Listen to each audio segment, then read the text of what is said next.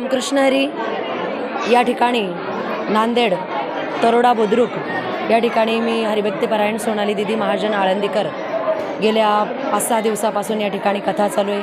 अतिशय मोठ्या संख्येने या ठिकाणी स्त्री पुरुष कथेसाठी भाविक भक्त उपस्थित राहत आहेत आणि खूप आनंद घेत आहेत. या ठिकाणी जसा आनंद अयोध्येमध्ये झाला, परंतु त्या ठिकाणी सगळ्यांना जाता आलेलं नाही, परंतु या ठिकाणी तो अयोध्येचा आनंद आम्ही घेतोय आणि सगळ्यांना फार आनंद आहे की रामप्रभू स्वतःच्या स्वस्थानावर विराजमान झालेले आहेत.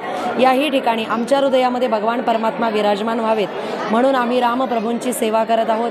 या सेवेमध्ये सर्व या ठिकाणचे नगरवासी सहभागी आहेत आणि हा आनंद घेण्यासाठी उद्याचाही दिवस अजून शिल्लक आहे. ज्यांना यायचं असेल आपण या कार्यक्रमासाठी या ठिकाणी उपस्थित राहू शकतात. रामकृष्ण हरी. आमचा तरोडा बुद्रुक येथे गेलेल्या 24 तारखेपासून अखंड हरिनाम सप्ताह श्री रामकथा श्री सौभाग्यवती सोनाली दिदी महाजन यांच्या मुखारविंदातून रोज अत्यंत चांगल्या प्रकारे पार पडत आहे आणि संपूर्ण गावातील मंडळींनी आम्हा सर्व कमिटीला अत्यंत खूप चांगल्या प्रकारे आम्हाला प्रतिसाद दिलेला आहे. आणि श्रीराम प्रभूचं काल 22 तारखेला सुद्धा प्राणप्रतिष्ठा झालेली आहे. त्याच्यामध्ये सुद्धा त्याच्यामुळं आमचा हा सोहळा त्यामुळं खूप भरपूर मोठ्या प्रमाणामध्ये संपूर्ण तरोडावासियांनी जशी अयोध्येला ज्या लोकांनी आपल्या भारतातल्या प्रत्येक लोकांनी मदत केली त्याच प्रकारे आमच्या इथं सुद्धा लोकांनी या राम कथेला आम्हाला भरपूर मदत केली. त्याबद्दल मी सर्व गावकरी मंडळीचं आभार मानतो. धन्यवाद.